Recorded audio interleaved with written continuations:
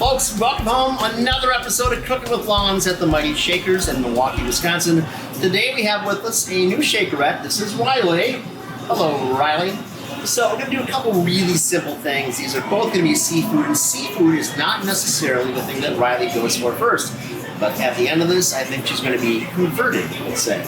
So we got some stone crab claws here, and it is the season for these. These are called mediums, but frankly they're small. And what we generally use are jumbos or colossos at about twice the size it is.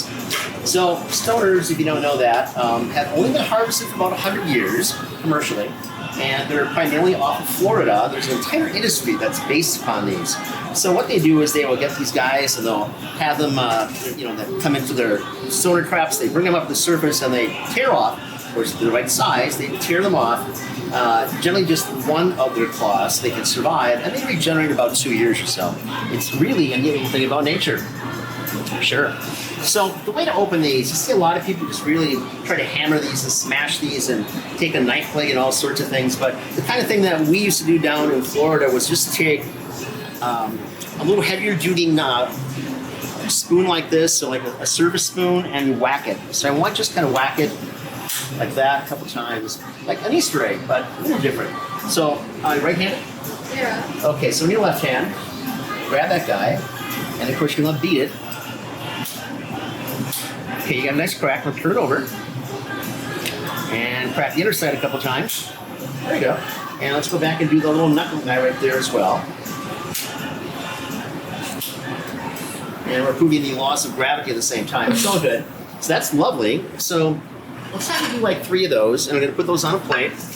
And I'm going to sneak around behind you to this side.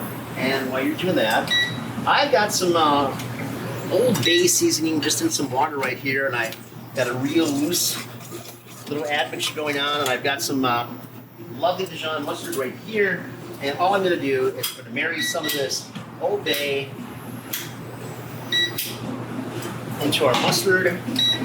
Oh my God. And you might say, oh, you're doing fine, you're doing fine. You might say, Bob, we generally are doing like remoulade here with stuff, Cajun foods, and this doesn't have any mayo in it, so it's not like that. It's a real straight ahead mustard sauce.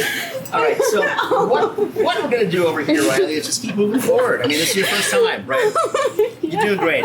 So we can take the shell off if you like and have it like that, so it's easier for someone to grab and just to bite and go. But keep going. I mean, this is the magic of this whole thing. We're showing that anybody can do this kind of thing. You don't have to be a chef. And really that's great. To have the opportunity to have these really wonderful flavors. I'm just butchering it. Oh no, you're doing fine. So kind of pick that apart a little bit, get the shell out of there.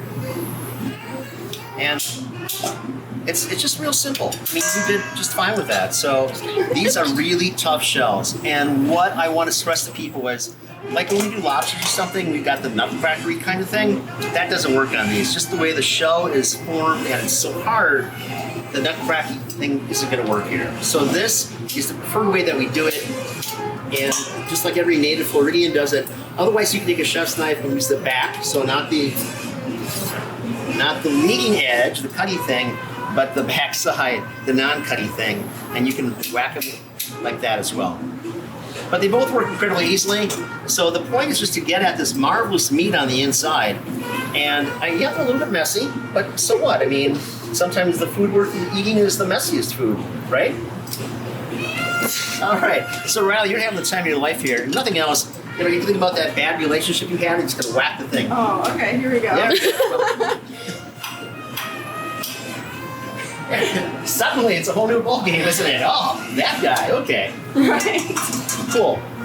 So, again, what you do is probably have like 4 or 5 of these to order, and these medium size are probably about 3.5 or 4 ounces each, and then you probably got a yield that's going to be about 60% after your shell is off.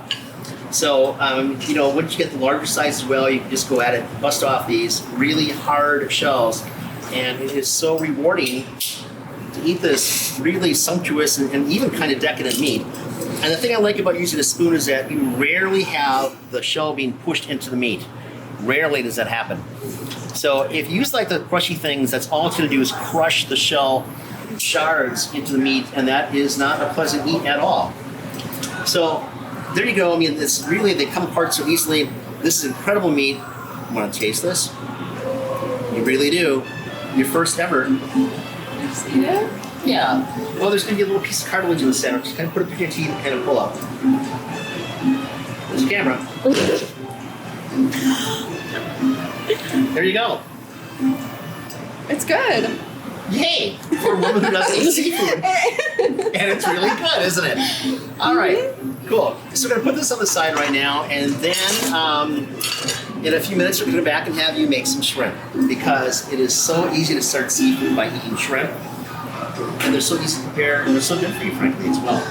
So, folks, thanks for watching. I hope you enjoyed this segment, Riley's first ever segment on camera, and part of the Cooking Blonde series. And the important thing is that you enjoy cooking for your family, your friends, the people you love. Just get in there and do it, man. It's so easy. It's so rewarding as well. And you can convert people that otherwise don't like things because they never had it done the right way. Cheers, folks. See you soon. Thanks.